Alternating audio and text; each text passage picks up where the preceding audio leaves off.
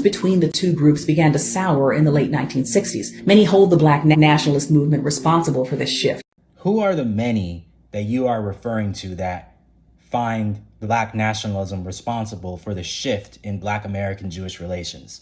This type of generalization promotes the narrative that Black nationalism is inherently responsible for the entire destruction of Black American and Jewish communities, while failing to even assess critical understanding of what led to this rift in the first place.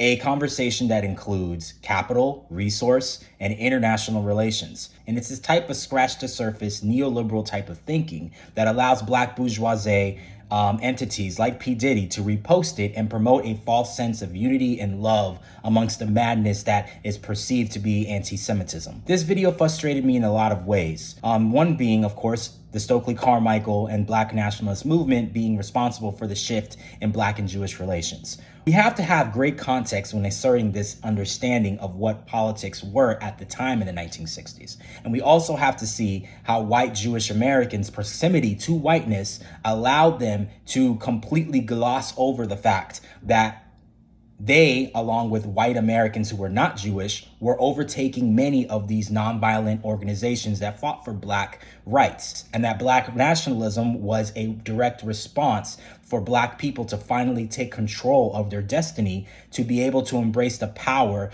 that systemic racism and institutionalization had denied them for so long. So we think about the SNCC, the Student Nonviolent Committee. Of course, Stokely Carmichael at one point was its leader. However, in 1967, there started to be a rift and things became more radical. Traditional nonviolent transracial committee started to splinter. And so you had a lot of Black people fed up with the fact that the nonviolence was getting them virtually nowhere, even though they had monumental legislation like the Civil Rights Act.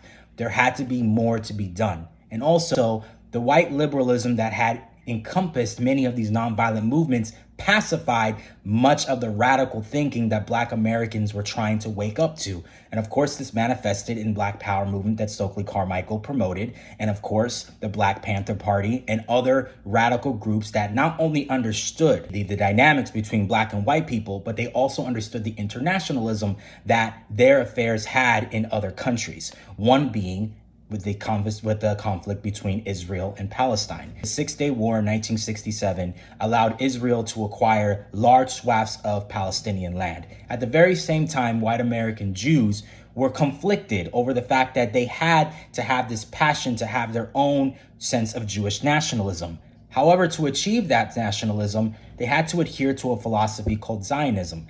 I talked about this in my last video, but to briefly say it again, Zionism is a type of ideology promoted by Eastern Europeans in the late 19th century to promote the formation of a Jewish homeland in the Levant. Of course, we now know that today as the State of Israel, but of course, that came at the expense of displacing Palestinian people. In 1967, Israel had existed for about 20 years and had struggled to gain ground. However, with the 1967 Six-Day War, Israel acquired swaths of land to create and further cement their state. And many white American Jews, who some of them had participated in these student nonviolent committees and other voting rights groups and transracial groups with Black Americans, suddenly found themselves invigorated with this Zionism and decided to embrace the state of Israel. And for people like Carmichael, this represented a conflict of interest because he himself became more empathetic to the Palestinian cause once he started to see the context on seeing how Palestinian rights were also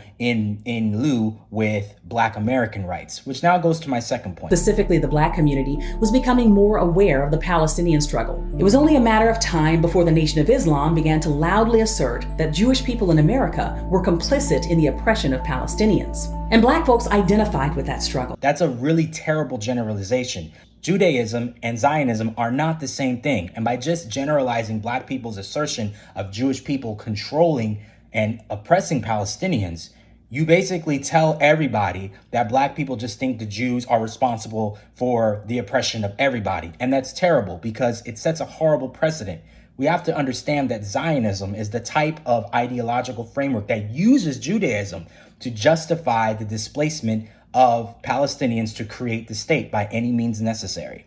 And when it comes to Black relations, we have to see that in today's world, the state of Israel is involved in all of our affairs.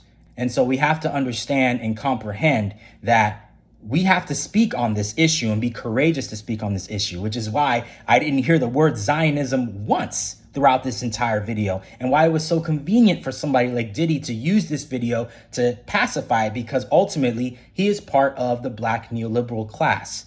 And of course, we also have to see that white Jewish Americans now have a reckoning that they must have to face. And it is the fact that they have had a proximity to whiteness that has allowed them to have access to capital and access to resources that Black Americans have not been able to do collectively.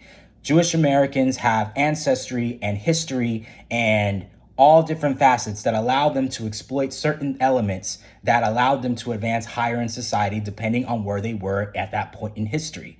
And of course, this video also tries to say that Black Americans and Jewish Americans had the same struggle, which is not true. White Jewish Americans were ultimately allowed to assimilate into society. And as she noted, Black Americans were unable to change their phenotype and were still laid at the bottom of the barrel. This video, it's perfect propaganda for the state of Israel, for the Zionist media, to allow this type of pacification to infiltrate our Black community into not seeing the bigger picture at hand. It is bigger than the concept of anti-Semitism. This is about hegemony, settler colonialism, the colonial project that is the United States and the state of Israel, the mutual exchanging of ideas in creating oppression and using religion to justify its claims, using taxpayer money to fund further displacement and genocidal activities that displace both Palestinians and indigenous peoples and Black Americans and the working class and the poor here in this country. Their power is at